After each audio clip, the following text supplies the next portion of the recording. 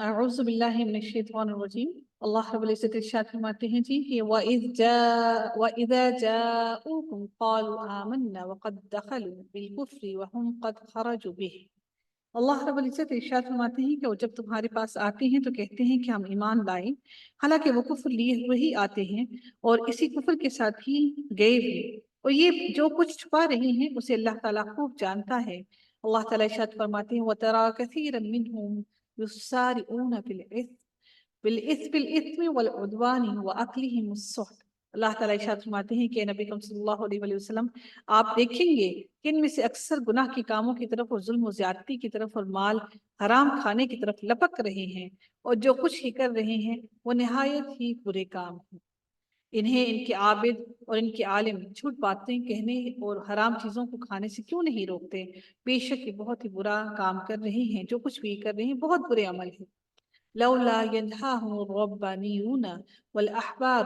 اللہ تعالیٰ ارشاد فرماتے ہیں اور یہودیوں نے کہا کہ اللہ تعالیٰ کے ہاتھ بندھے ہوئے ہیں، انہی کے ہاتھ بندھے ہوئے ہیں، اور ان کے اس قول اس بات کی وجہ سے اللہ تعالیٰ نے ان پر لعنت کی ہے، بلکہ اللہ تعالیٰ کے دونوں ہاتھ کھلے ہوئے ہیں، جس طرح چاہتا ہے خرچ کرتا ہے، اور جو کچھ تیری طرف تیرے رب کی جانب سے اتارا جاتا ہے وہ ان میں سے اکثر تو سرکشی اور کفر میں اور بڑھا دیتا ہے، اور ہم نے ان میں آپس میں ہی قیامت تک کے لیے عداوت اور بغض ڈال دیے ہیں۔ ان کے دونوں کے دلوں میں بھی اللہ تعالیٰ فرماتے ہیں مِن رَبِّكَ طُغْيَانًا وَكُفْرًا وَأَلْقَيْنَ بَيْنَهُمُ الْعَدَاوَةَ وَالْبَغْضَاءَ إِلَى يَوْمِ الْقِيَامَةِ۔ اور اللہ تعالیٰ فسادیوں سے محبت نہیں کرتا، یہ ملک بھر میں شر اور فساد مچاتے پھرتے ہیں، اور اللہ تعالیٰ ان کی لڑائی کی آگ کو بھڑکانا چاہتا ہے، اور جب کبھی لڑائی کی آگ کو بھڑکانا چاہتے ہیں تو اللہ تعالیٰ اسے بجھا دیتا ہے۔ یہ کیا کرتے ہیں کہ جب یہ لڑائی کو اور مزید بڑھانا چاہتے ہیں مسلمانوں کے ساتھ بھی اور پوری دنیا میں شر پھیلانا چاہتے ہیں، تو اللہ تعالیٰ ان کی لڑائی کی آگ کو بجھا دیتا ہے۔ یہ ملک بھر میں شر اور فساد مچاتے پھرتے ہیں، اور اللہ تعالیٰ فسادیوں سے محبت نہیں کرتا۔ آج بھی اگر آپ نے دیکھا ہوگا تو پوری دنیا میں یہی فسادی ہے، یہی فساد پھیلائے ہوئے ہیں، ہر طرف خون خرابہ پھیلائے ہوئے ہیں، مار دینے کے بعد ان کے اوپر اور ان کی لاشوں کو مسخ کرتے ہیں۔ اور اگر یہ اہل کتاب ایمان لاتے اور تقوی اختیار کرتے تو ہم ان کی تمام برائیاں معاف فرما دیتے، اور ضرور انہیں راحت اور آرام کی جنتوں میں لے جاتے۔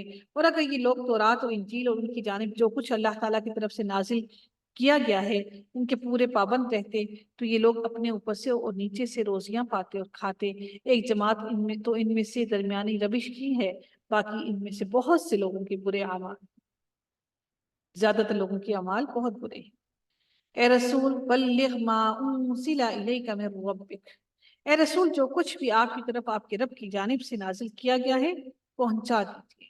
اگر آپ نے ایسا نہ کیا تو آپ نے اللہ کی رسالت ادا نہیں کی، اللہ کا پیغام نہیں پہنچایا، اور آپ کو اللہ تعالیٰ لوگوں سے بچا لے گا، بے شک اللہ تعالیٰ کافر لوگوں کو ہدایت نہیں دیتا۔ آپ کہہ دیجئے نبی صلی اللہ علیہ وسلم آپ کہہ دیجئے یا اہل الکتاب، اے اہل کتاب، لستم علی شیء حتی تقیموا التوراۃ والانجیل۔ ان کو کہا کہ تم قرآن کی طرف نہیں آتے ہو تو تورات اور انجیل کو تو دیکھو اس میں کیا لکھا ہے۔ تم دراصل کسی چیز پر نہیں جب تک کہ تورات اور انجیل کو اور جو کچھ تمہاری طرف تمہارے رب کی طرف سے اتارا گیا ہے قائم نہ کرو۔ یعنی کہ قائم نہ کرو سے مراد کیا ہے کہ اس کو اپنے درمیان منصف نہ بنا لو، اپنے درمیان اس پر انصاف نہ کرو، اپنے فیصلے اس کے مطابق نہ کرو۔ جو کچھ آپ کی جانب آپ کے رب کی طرف سے اترا ہے وہ ان میں سے بہتوں کو شرارت اور انکار میں اور بھی بڑھائے گا ہی، تو آپ ان کافروں پر غمگین نہ ہوں۔ آج اگر ہمارے ملک میں شریعت نافذ ہو جائے تو بہت سے غریب ممالک جن کے اندر شریعت نافذ ہوئی تو اللہ تعالیٰ نے اس کی برکتوں کے سبب اس ملک کے اندر بہت زیادہ اللہ تعالیٰ نے برکتیں عطا کی۔ ہم گلف کنٹریز کو دیکھتے ہیں نا، کتنی برکتیں ہیں، ہمارے اندر برکتیں نہیں آ سکتی کیونکہ ہمارے اندر انصاف نہیں ہے، اللہ کی شریعت کو نافذ نہیں کرنا چاہتے۔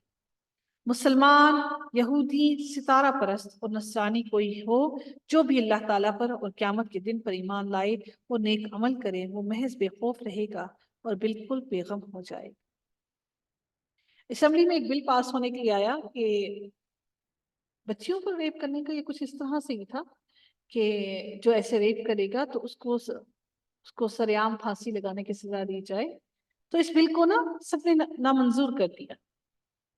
کیوں؟ کیونکہ زیادہ تر لوگ ملوث انہی کاموں میں ہوتے ہیں.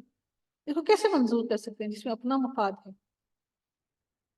تو ہمارے یہاں وہ قانون چل ہی نہیں پاتا، وہ قانون ہم بنانا ہی نہیں چاہتے جس میں اپنا مفاد، اپنا فائدہ ہمیں نظر آتا ہے کہ اس میں ہمارا فائدہ.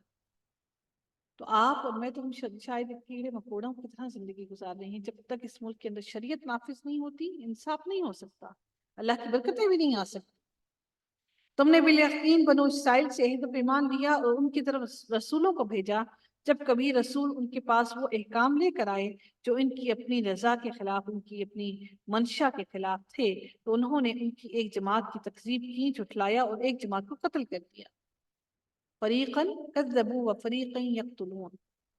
اور سمجھ بیٹھے کہ کوئی پکڑ نہ ہوگی، بس اندھے بہرے بن بیٹھے. پھر اللہ تعالیٰ نے ان کی توبہ قبول کی. اس کے بعد بھی ان میں سے اکثر اندھے بہرے ہو گئے. اللہ تعالیٰ ان کے اعمال کو بخوبی دیکھنے والا ہے. بے شک وہ لوگ کافر ہو گئے جن کا قول ہے کہ مسیح ابن مریم ہی اللہ ہے، حالانکہ خود مسیح نے ان سے کہا تھا کہ اے بنی اسرائیل، اللہ ہی کی عبادت کرو جو میرا اور تمہارا سب کا رب ہے. یقین مانو کہ جو شخص اللہ کے ساتھ شریک کرتا ہے، اللہ تعالیٰ نے اس پر جنت حرام کر دی ہے، اس کا ٹھکانہ جہنم ہے، اور گناہگاروں کی مدد کرنے والا کوئی نہیں ہوگا. لقد كفر الذين قالوا ان الله ثالث ثلاثة وما من الہ الا الہ واحد. وہ لوگ جو قطعاً کافر ہو گئے جنہوں نے کہا اللہ تین میں کا تیسرا ہے. دراصل سوائے اللہ تعالیٰ کی کوئی معبود نہیں. اگر یہ لوگ اپنے اس قول سے باز نہ رہے تو ان میں سے جو کفر پر رہیں گے انہیں الگناک عذاب ضرور پہنچے گا.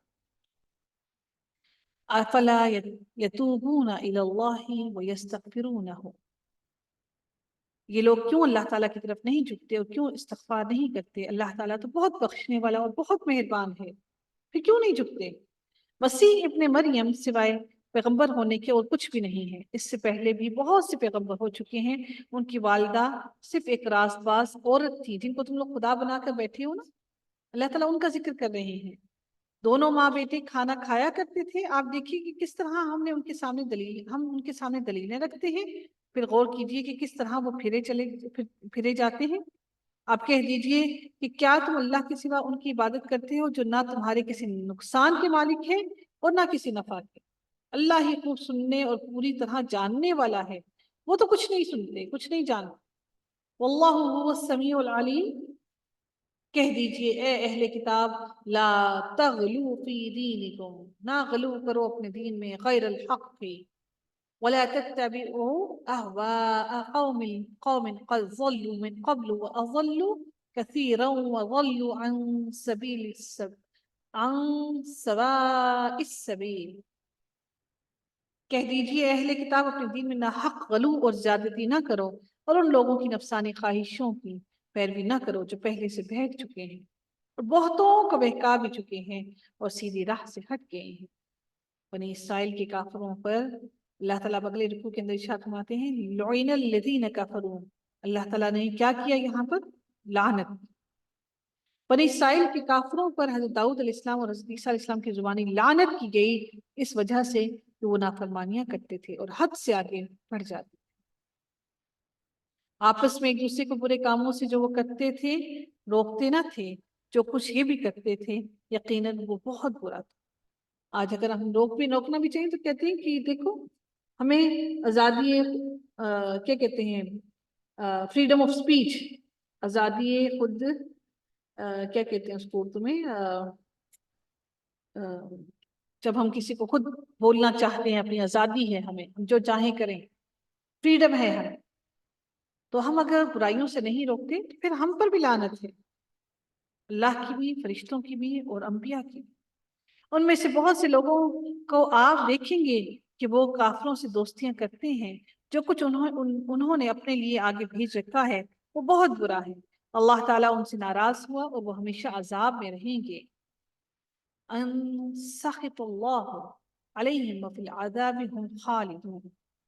اگر انہیں اللہ تعالیٰ پر اور نبی پر اور جو نازل کیا گیا ہے اس پر ایمان ہوتا تو یہ کفار سے دوستیاں نہ کرتے، لیکن ان میں اکثر لوگ فاسق ہیں. यकीनन आप ईमान वालों का सबसे ज्यादा दुश्मन यहूदियों और मुश्रिकों को पाएंगे और ईमान वालों से सबसे ज्यादा दोस्ती के करीब आप यकीनन इन्हें पाएंगे जो अपने आप को नसारा कहते हैं। ये इसलिए कि इनमें उल्मा और इबादत के लिए गोशा नशीन अफराद पाए जाते हैं और इस वजह से कि वो तकब्बुर नहीं करते। किनके? जो ईसाई हैं वो यहूदियों से फिर उनके दिलों में थोड़ी मोहब्बत है। क्यों? क्योंकि उनके अंदर अल्लाह ताला इरशाद फरमाते हैं ज़ालिका बिअन्ना मिनहुम क़िस्सीसीना व रुहबाना व अन्नहुम ला यस्तकबिरून। लेकिन यहूदियों के दिलों के अंदर कोई नरमी, कोई मोहब्बत नहीं है। अल्लाह ताला से दुआ है रब्बे कायनात हम सबको राह रास्त पर रखे, हम सबको हदायत नसीब फरमाए और हम सबको सिरात मुस्तकीम पर चलने की तौफीक अता फरमाए। व आखिर दावाना अनिल हम्दुलिल्लाहि रब्बिल आलमीन सल्लल्लाहु तआला अला खैरिही खल्किही अजमाइन बिरहमतिका या अरहमर राहिमीन। सुब्हानकल्लाहुम्मा व बिहम्दिका नशहदु अल्ला इलाहा इल्ला अंता नस्तगफिरुका व नतूबु इलैक। अस्सलामु अलैकुम व रहमतुल्लाहि व बरकातुहू।